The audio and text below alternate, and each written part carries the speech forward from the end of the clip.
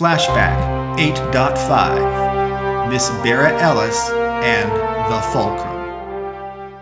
To my surprise, Miss Ellis advised promptly, "We should leave quickly. We do not want witnesses either. Things could get complicated." Right, Fulcrum? What? Miss Bara Ellis called me the Fulcrum. How did she know? What else does she know? I wondered, is she not as innocent as I thought? Have I walked into a trap? Myself? My mind was racing. As we trotted down the street, away from the voices, but also away from the wounded mugger, I reacted, not hiding my emotions very well. "You called me the Fulcrum. Why?"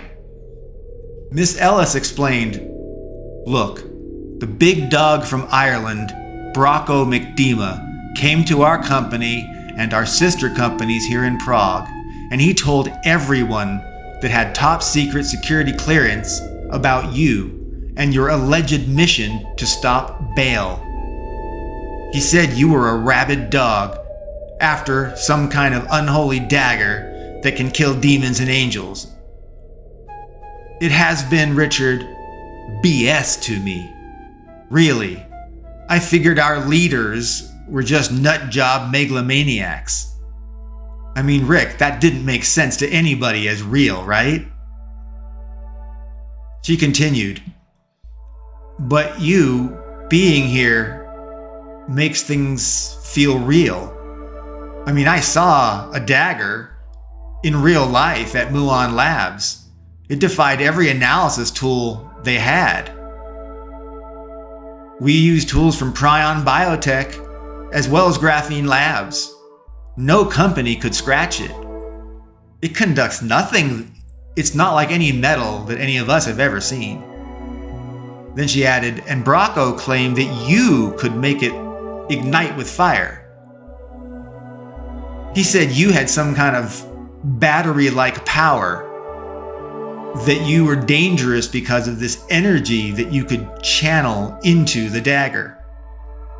Miss Ellis said, "Brocco said that Baal himself directed the dagger to be destroyed, and that you must be made to see that people are awful, so you would join Baal and his cause, and that evil humanity will be brought to its knees in submission as punishment for their sins, because you judge them for it." Her voice wavered a bit. I struggled, Richard, to believe this Fulcrum Devil Baal stuff. I just walked into a bar, and then you sat next to me. And then you asked me to dine with you. Can you imagine how impossible that seems? Right? Miss Ellis paused. "Rick, under Baal, Prion Biotech made me test neuroimplants in people. Living human beings. Against their will. Prion alleged they needed implants working soon. They never said why or gave a specific timeline, but they demanded it. Soon.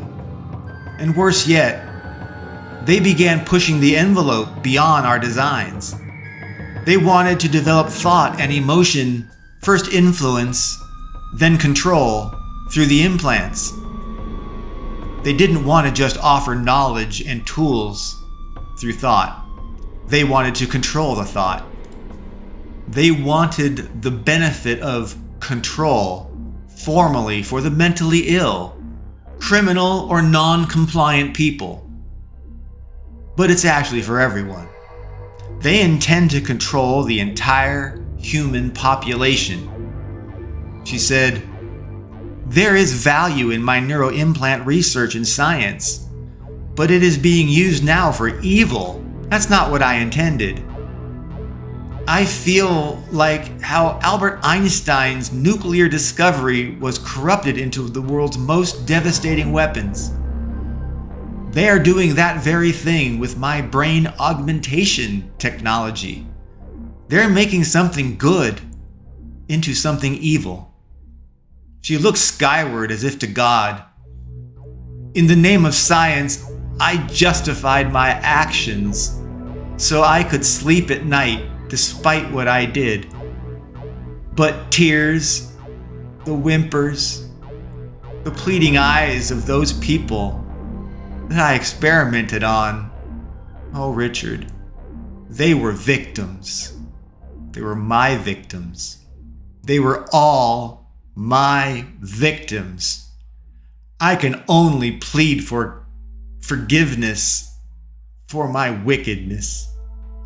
Miss Ellis said solemnly, "You're defending me without care for your safety.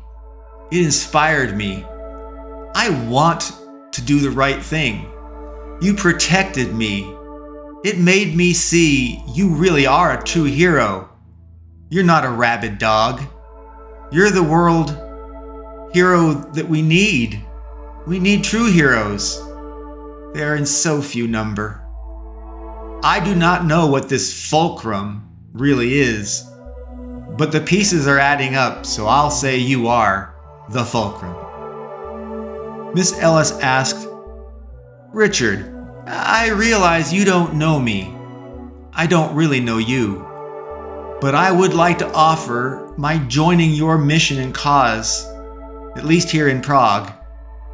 I can help get you into all the three sister companies, Muon Energy, Prion Biotech, and Graphene Labs. I have access and codes to everything in the cloud and in their secure storage, and I'm well liked by everyone.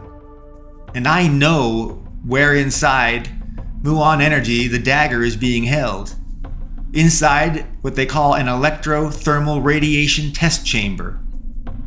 But I have the terminal codes to release it once we're inside, at its control interfaces." Miss Ellis was a goldmine of resources, far more than any keycard or blueprints that I could have lifted from her had I roofied her. She was our intel angel, at least for Prague.